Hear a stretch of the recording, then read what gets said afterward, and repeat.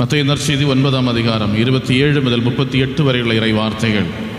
நம் ஆண்டவர் பார்வையற்றவருக்கு பார்வை கொடுப்பதையும், பேச்சிழந்தவருக்கு பேசுவதற்கான வல்லமை கொடுப்பதையும், ஊரெல்லாம் சுற்றி வந்து பெரிய செயல்களை செய்ததாகவும் நற்செய்தியில் நாம் இன்று வாசிக்கின்றோம். பார்வையற்ற மகனுடைய பார்வையை போக்குவதற்கு முன்னால் ஆண்டவர் கேட்கின்ற ஒரு கேள்வி உண்டு. நாம் நமது வாழ்க்கையில் சிந்திக்க வேண்டியதும், நினைக்க வேண்டியதும், அல்லது என்றும் நமது இதயத்தை சோதித்து பார்க்க வேண்டியதுமான கேள்வி இதுதான். அவர்கள் வந்து கேட்கின்றார்கள், எங்களுக்கு பார்வை கிடைக்க வேண்டும். அப்போது இயேசு கேட்கின்றார், இதை செய்ய எனக்கு ஆற்றல் உண்டு என்று நீ நம்புகிறாயா? உனக்கு பார்வை தருவதற்கு என்னிடம் வல்லமை இருக்கிறது என்று நீ நம்புகிறாயா? நீ நம்பினபடியால் உனக்கு ஆகட்டும், நீ நம்பியது போலவே உனக்கு ஆகட்டும் என்று சொல்லுகிற இயேசு உடனடியாக பார்வை பெறுகின்ற குருடர்களும். அன்பானவர்களே, நமது இதயத்தை நாம் சோதித்து பார்க்க வேண்டியது நமது வாழ்க்கையில் நாம் எதிர்கொள்கின்ற பிரச்சனைகள், நாம் சந்திக்கின்ற போராட்டங்கள், நமது கடன் பிரச்சனை, நமது நோய்கள், நமது வாழ்க்கையில் உள்ள அசம்பாவிதங்கள் அல்லது நிம்மதியற்ற நிலை, அமைதியற்ற நிலை, சமாதானம் இல்லாத சூழ்நிலைகளில் இந்த காரியங்களை எல்லாம் செய்து தர ஆண்டவருக்கு முடியும் என்று நம்புகிறோம் என்றால் இந்த பார்வையற்றவர்களைப் போல ஆண்டவரை தேடி சென்று அவரோடு அனுதினம் கேட்கின்றவர்களாக நாம் இருப்போம். இந்த நற்செய்தியில் நாம் வாசிக்கின்றோம். 9ஆம் அதிகாரம் 27ஆம் இறை வார்த்தையில், பார்வையற்றோர் இருவர், தாவீதின் மகனே எங்களுக்கு இறங்கும் என்று கத்திக்கொண்டே அவரை பின்தொடர்ந்தனர். அதாவது கன்னியாகுமரியில் வச்சு அவரை பார்த்தாங்க அப்படின்னா, அங்கிருந்து அவர் முஞ்சர வர வாரது வரைக்கும் அங்கிருந்தே அவருக்கு பின்னால கத்திக்கொண்டே பின்தொடர்ந்தார். கேட்ட உடனே அவங்களுக்கு அவர், நீ நம்புதியா, உனக்கு தாரேன் அப்படின்னு சொல்லலை. 28ஆம் இறை வார்த்தையில் வாசிக்கிறார், அவர் வீடு வந்து சேர்ந்த பின் அவர்களை பார்த்து கேட்கின்றார். அதற்கு முன்னால் அந்த வழி முழுவதுமாக அவர்கள் ஜெபித்து கொண்டே இருந்த ஒரே ஒரு காரியம், தாவீதின் மகனே எங்களுக்கு இறங்கும், தாவீதின் மகனே எங்களுக்கு இறங்கும், தாவீதின் மகனே எங்களுக்கு இறங்கும் என்று அவர்கள் அங்கிருந்து இங்கு வரை ஜெபித்து கொண்டே இருந்தார்கள். என்ன வேண்டும் என்று அவர்கள் கேட்கவில்லை. எனக்கு பார்வை கிடைக்க வேண்டும் என்றோ, எனக்கு வீடு கிடைக்க வேண்டும் என்றோ, எனக்கு தோட்டம் கிடைக்க வேண்டும் என்றோ, எனக்கு வாழ்க்கை கிடைக்க வேண்டும் என்றோ அவர்கள் ஜெபிக்கவில்லை. மாறாக ஒரே ஒரு ஜெபம், தாவீதின் மகனே எங்களுக்கு இறங்கும் என்ற ஒரே ஒரு ஜெபம். எதுவா இருக்கும் அவங்கள தாவீதின் மகனை எங்களுக்கு இறங்கும்னு சொல்லி ஜெபிக்க வைக்கிறது காரணம்? அவங்க தாவீதின் மகனை எங்களுக்கு இறங்கும்னு அவங்க கேட்டதுக்கு காரணம் என்ன? காரணம் என்னவா இருக்கும்? அவர்கள் தூய்மையற்றவர்கள், பாபிகள் என்ற உணர்வு. அவர்கள் தூய்மையற்றவர்கள், பாபிகள். எங்களுடைய பாவத்தின் விளைவாக, எங்களது பாவத்தின் விளைவாகத்தான் நாங்கள் கண்களை இழந்திருக்கிறோம், பார்வையை இழந்திருக்கிறோம் என்ற அறிவு அவர்களுக்கு இருக்கிறது. நாம் இன்றைய நாள் இந்த முதல் வாசகத்தில் லேவியர் ஆகமத்தில் வாசிக்க கேட்டோம். 8ஆம் அதிகாரம் 1 முதல் இறை வார்த்தைகளில் மோசையை அழைத்து கொண்டு ஆண்டவர் ஆரோனை அபிஷேகம் செய்வதற்காக சொல்லுகின்ற போது, அபிஷேகம் செய்வதற்கு காரியம் என்ன என்றால், தூய்மைப்படுத்துவதற்காக, புனிதப்படுத்துவதற்காக குருக்களை அபிஷேகம் செய்கின்றார். தூய்மைப்படுத்துவதற்காக, புனிதப்படுத்துவதற்காக குருக்களை அபிஷேகம் செய்கின்றார். ஆரோனை அபிஷேகம் செய்கின்றார். ஆரோனுடைய வழிமரபினர்களை ஆண்டவர் தேர்ந்தெடுத்ததற்கு காரணம், தூய்மைப்படுத்த வேண்டும். அழுக்குகள் இந்த உலகம் முழுவதும் நிறைந்திருக்கிறது. அழுக்கானவற்றை தூய்மைப்படுத்தி கடவுளுக்கு ஏற்புடையதாக மாற்ற வேண்டும். நமது வாழ்க்கையில் நாம் நினைக்க வேண்டியது, இந்த உலகத்தில் நாம் வாழ்கிற போது நமது வாழ்க்கையில் அழுக்குகள் உண்டு, பாவங்கள் உண்டு. அவற்றை நாம் தூய்மைப்படுத்த வேண்டும்.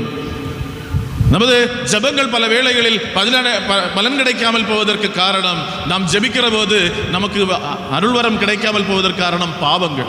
அதான் ஏசாயா இறைவாக்கு அழகாக சொல்லுவார். ஏசாயா இறைவாக்கு 59ஆம் அதிகாரம் 1ஆம் இறை வார்த்தை,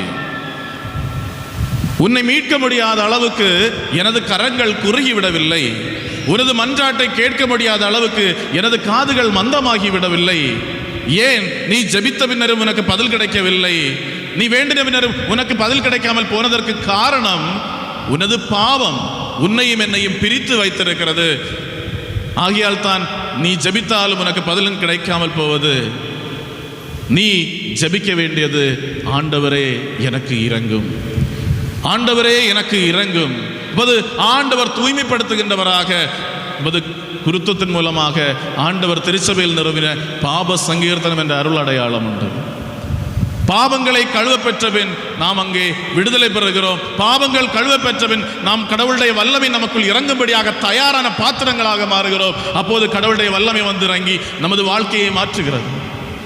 என்று 2வது வாசகத்திலே எஸ்ஐயா இறைவாக்கினர் நூல் வாசிக்க கேட்டோம். 6ஆம் அதிகாரம் 1 முதலான இறை வார்த்தைகளில் கடவுளுடைய மாட்சியை கண்ட எஸ்ஐயா இறைவாக்கினர் சொல்லுகிறார், நான் பாவி, நான் பாவி, கடவுளுடைய முன்னிலை நிற்பதற்கு நான் தகுதி இல்லாதவன் என்று சொல்லுகிற போது ஆண்டவருடைய தூதர் பலிபீடத்தில் இருந்து ஒரு நெருப்பு துண்டை எடுத்துக்கொண்டு அவரது நாவிலே வைத்தார் என்று சொல்லுகிற போது, வைத்துவிட்டு நீ இது மூலம் தூய்மை பெற்று விட்டாய்.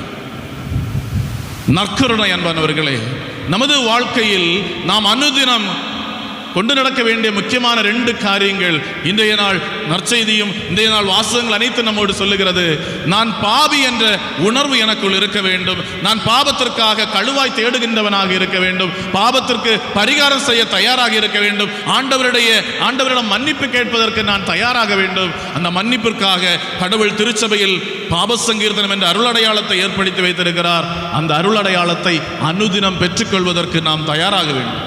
பாப சங்கீர்த்தனம் என்ற அருளை அடையாளம் பெற்றுக்கொண்டு அத்தோடு நின்றுவிடக்கூடாது. ஆண்டவர் அனுதினம் நமக்காக இந்த பலியில் தன்னையே உணவாக தந்து கொண்டிருக்கிறார். அந்த நெருப்பு துண்டை, அப்பமாகின்ற நற்கருணையாகின்ற அந்த நெருப்பை நமது நாவில் பெற்று நமது உள்ளத்திலே பதிய வைத்துக் கொள்ள வேண்டும், குடியிருத்திக் கொள்ள வேண்டும்.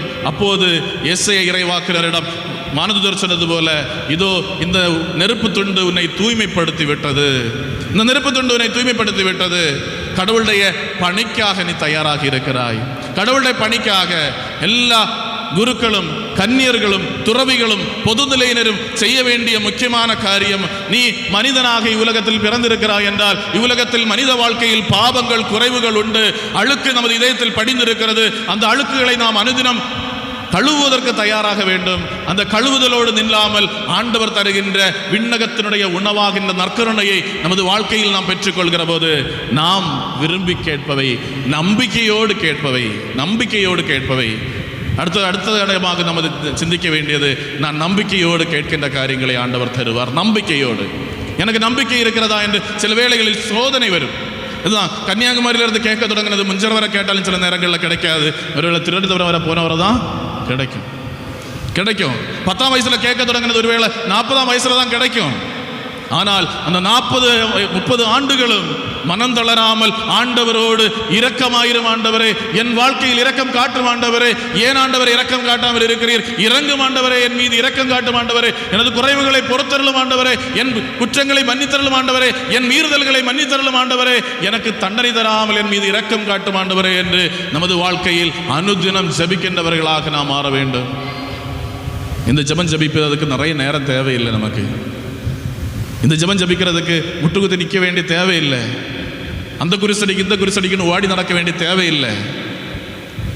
நாம் அனுதின வாழ்க்கையில் எழும்புகிற போது, எழும்பினது முதல் தூங்க போகிறது வரைக்கும், தூங்குகின்ற போதும் கண்மூடி படுத்திருக்கிற நேரத்தில் மனதுக்குள்ளாலேயும் இந்த ஜெபத்தை நம்மளால் எப்போவுமே சொல்லிக் கொண்டிருக்க முடியும். எப்போதுமே நம்மால் இந்த ஜெபத்தை உருவிட்டு கொண்டிருக்க முடியும். ஆண்டவரே தாவீதின் மகனே என் மீது இரக்கமாயிரும், ஆண்டவரே தாவீதின் மகனே என் மீது இரக்கமாயிரும் என்று அனுதினம் ஒவ்வொரு நொடிப்பொழுதிலும் ஒவ்வொரு சுவாசத்திலும் நம்மால் இந்த ஜெபத்தை ஏறெடுக்க முடியும், ஜெபிக்க முடியும். அந்த ஜெபத்தோடு சேர்ந்து நாம் செய்ய வேண்டிய அடுத்த காரியம் பாப சங்கீர்த்தனம் செய்ய வேண்டும். அதற்கு அடுத்தபடியாக நாம் நற்கருணை உட்கொள்ள வேண்டும். இத்தகைய தயார் நிலையில் இருக்கிற நம்மை பார்த்து ஆண்டவர் கேட்பார், உனக்கு நான் என்ன செய்து தர வேண்டும்? நமது வாழ்க்கையில் பார்வையற்றவர்கள் பார்வை பெறவும், செவிடர்கள் கேட்கவும், பேசாதவர்கள் பேசவும், வாழ்க்கையில் இன்பம் காணாமல் இருக்கிறவர்கள் வாழ்க்கையில் இன்பம் காணவும், மகிழ்ச்சி இல்லாதவர்களுக்கு மகிழ்ச்சி கிடைக்கவும், வெற்றி இல்லாதவர்களுக்கு வெற்றி கிடைக்கவும், விடுதலை இல்லாதவர்களுக்கு விடுதலை கிடைக்கவும் இதோ ஆண்டவர் இன்று திருச்சபையில் வாழ்ந்து கொண்டிருக்கிறார். நமக்காக வாழ்ந்து கொண்டிருக்கிறார். நமக்காக அதிகாரம் காட்டிக் கொண்டிருக்கிறார். நமக்காக அப்பமாக வந்திருக்கிறார். அந்த ஆண்டவருடைய முன்னிலையில் அனுதினம் வந்து அவரை சந்திக்கின்றவர்களாக, அவரை தேடுகின்றவர்களாக மாறுவோம். இறைவன் நம்மை ஆசீர்வதிப்பாரான்.